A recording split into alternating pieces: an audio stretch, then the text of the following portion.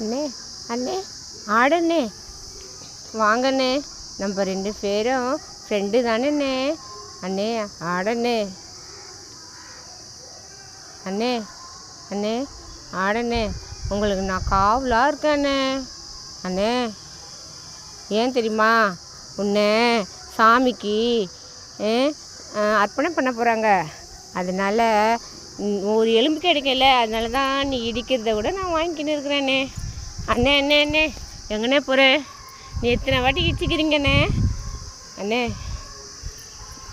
அண்ணே அண்ணே அண்ணே அண்ணே இடிக்காதீங்கண்ணே இடிக்காதீங்கண்ணே. ஏதோ உங்கள் எலும்பு கிடைக்குன்றதுனால தான் இன்னும் ஒரு 4 நாளில் வெட்ட போகிறாங்க. அண்ணே அண்ணே அண்ணே நம்ம சமாதானமாக போகலாம் அண்ணே. உனக்கு எத்தனை நாள் காவல் இருந்திருக்கிறேண்ணே.